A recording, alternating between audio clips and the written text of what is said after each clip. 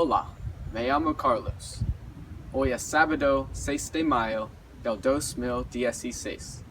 Hace calor y sol en este día. La semana pasada hubo lluvia y muchas inundaciones. Noticia de última hora. ¿Qué pasó?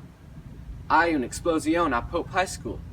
Yo te voy a traer a la escena con Esteban, el reportero.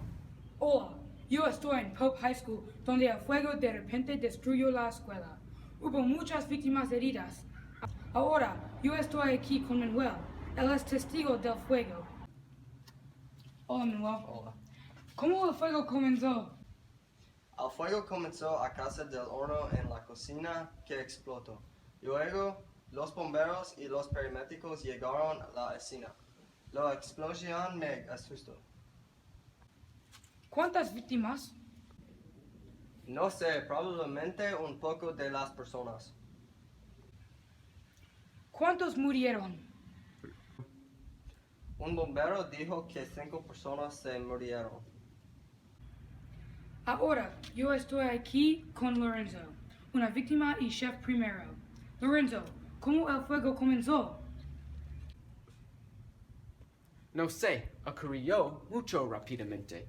Cuando yo fui a la cocina, yo vi la explosión del horno y yo me caí. Estoy muy triste porque mi amigo se murió. Los paramédicos salvaron mi vida. Muchas gracias, paramédicos. ¿Cómo tú vas a reconstruir la cocina? Yo voy a comprar un horno nuevo. Esto va a tomar mucho tiempo. Lo siento. Gracias por tu tiempo.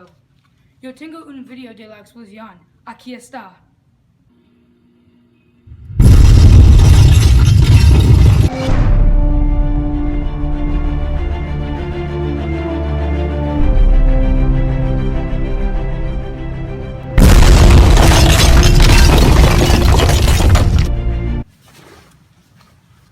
Nuevo 11.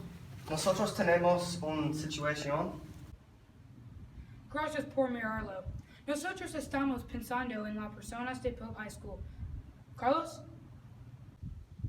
Gracias, Esteban. Esto es muy triste para todo el mundo. Gracias por mirarnos.